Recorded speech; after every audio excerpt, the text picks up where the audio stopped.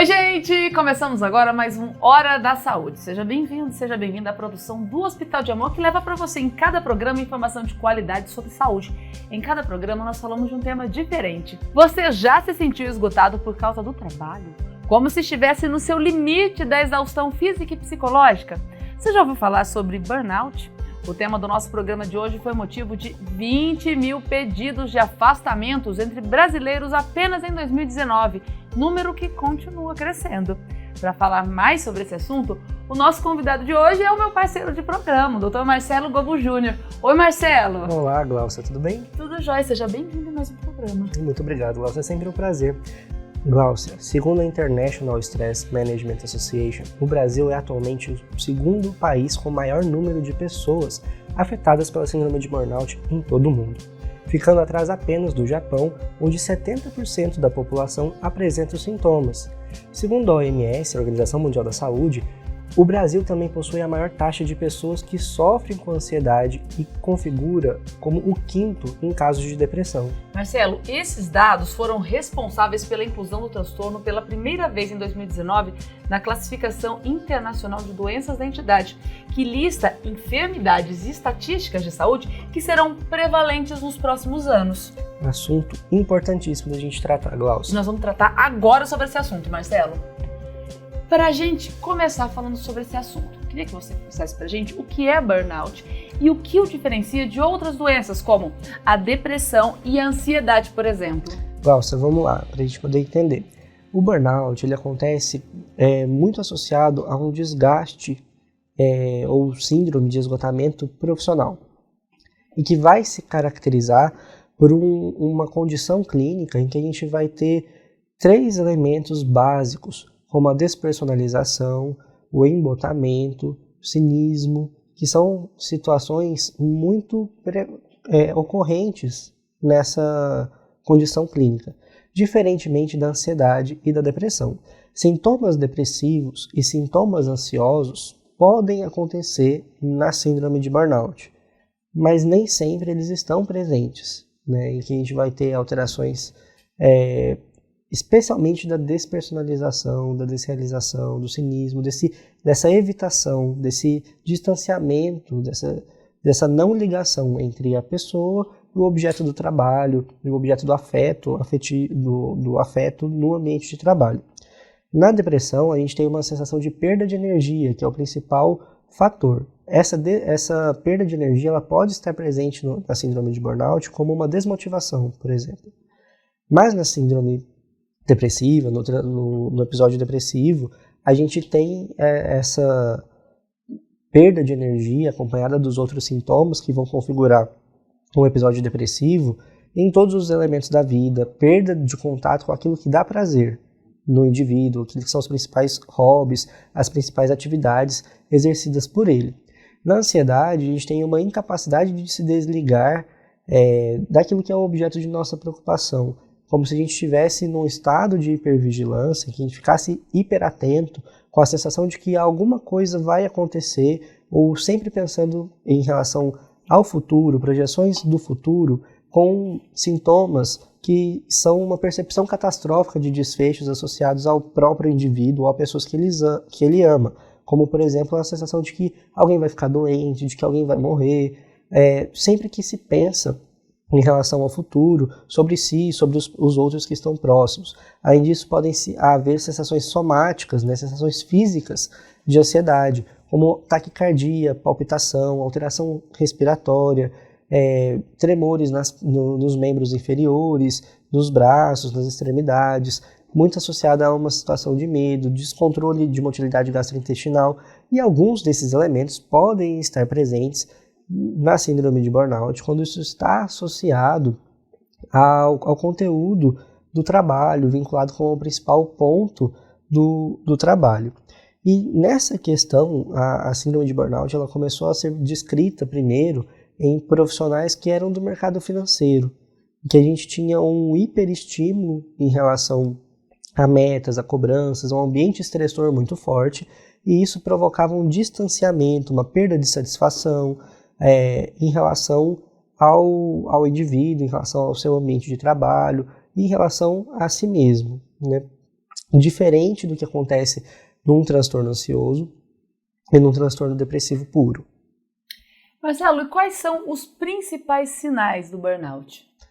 A principal questão na síndrome de burnout, ela vai depender do eixo principal daquele indivíduo, mas especialmente um distanciamento afetivo do trabalho, um distanciamento afetivo entre as pessoas. Se é um profissional de educação, então é como se você fosse perdendo a empatia junto dos alunos, entre profissionais da saúde, um distanciamento afetivo em relação às pessoas das quais eu sou responsável pelo cuidado. Isso é um ponto muito importante. Além dessa desmotivação, dessa perda de energia, de prazer e satisfação com o trabalho, irritabilidade. São pontos chave desse transtorno, né, dessa síndrome clínica, que é caracterizada especialmente pela essa despersonalização, esse desligamento afetivo com o objeto de trabalho. A gente está falando dos sinais, né? Mas esses sinais são desencadeados por alguns fatores, né? Quais são esses fatores? O principal fator que vai ser associado à presença do burnout é uma estafa, um aumento de demanda muito grande, com um estado de estresse, de hipervigilância também muito forte. Então, profissões que têm uma alta demanda, ou seja, que eu tenho uma carga muito alta de tomada de decisão, que eu preciso decidir coisas, fazer escolhas, como, por exemplo, um operador financeiro, um operador de tráfego, por exemplo, um profissional da saúde. Eu tomo decisões muito frequentemente, eles estão mais propensos a desenvolverem burnout, especialmente quando essa tomada de decisões também está associada a uma baixa autonomia. Ou seja, eu preciso fazer muitas escolhas, mas eu não tenho autonomia para decidir sozinho. Então, isso é um fator muito importante. Então, imagine um profissional da saúde que precisa fazer muitas escolhas, mas que às vezes vai ter uma autonomia limitada por conta da estruturação hierárquica ou por conta de limitação de recursos, como o momento da pandemia do Covid-19, por exemplo, em que às vezes eu preciso tomar muitas escolhas que são difíceis, mas tenho limitação em relação a acesso a medicamentos, a insumos necessários para se fazer intubação, por exemplo, escassos no mercado, e eu tenho que fazer essa gestão em uma situação de crise. Isso é um fator estressor muito grande e que pode fazer com que eu entre nesse estado de burnout, de uma hiperdemanda, de aumento muito grande de demanda, de volume de decisões a serem tomadas, de condutas a serem realizadas com uma baixa autonomia. E é aquela sensação que muitas vezes a gente escuta no profissional da saúde, de que eu quero fazer, mas eu não posso, porque o sistema me limita. No profissional de educação, a mesma coisa. Professores são muito acometidos pela síndrome de burnout, por exemplo. Especialmente quando você lida com crianças menores, porque o seu alto estado de demanda, né, de tomada de decisão, de pessoas que são vulneráveis, né, as crianças são vulneráveis, acabam gerando esse estado constante de hipervigilância, de um estresse constante e um desligamento em relação ao meu ambiente profissional. É muito difícil, às vezes, você separar o joio do trigo, mas o burnout está muito ligado ao meu fazer, à minha ocupação. Então, mesmo que eu tenha sintomas ou questões que se confundam com ansiedade, se confundam com depressão, o objeto em questão é muito voltado ao trabalho, ao ambiente de trabalho. E o diagnóstico, Marcelo, como deve ser feito? Claro, o seu diagnóstico ele é clínico. A gente não tem um exame, né, como uma tomografia, seja um exame de imagem ou um exame de sangue, para se fazer esse diagnóstico. Então, é a partir da enumeração dos sintomas e verificação da presença deles ou não. Então, quem faz esse diagnóstico? Profissionais que estejam mais familiarizados com o manejo em saúde mental. Então, o psicólogo, o psiquiatra, o médico de família e comunidade, o clínico geral, todos esses profissionais que estão ligados ao manejo da saúde mental de forma geral, podem fazer o reconhecer os sintomas, né? O diagnóstico é um ato médico, mas reconhecer os sintomas e ofertar tratamento. O psicodiagnóstico, o psicólogo também faz e com bastante precisão, né? Então a gente utiliza às vezes instrumentos clínicos de rastreio de sintomas para tornar isso mensurável, objetivo, mas a gente não tem um exame padrão ouro para fazer esse diagnóstico. O diagnóstico ele é clínico. E o tratamento, como que é? O tratamento ele é amplo e ele vai envolver diversos campos, né? O primeiro ponto é a gente identificar a relação com o ambiente. Às vezes fazer um manejo, ambientes que são muito estressores, fazer um manejo ambiental, controle de estímulos ambientais.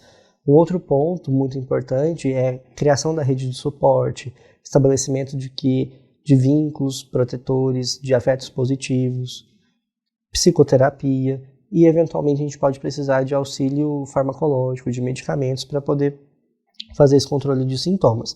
Não existe uma receita de bolo, existem orientações. Para cada caso, a gente vai precisar particularizar do que funciona naquele paciente, naquele contexto.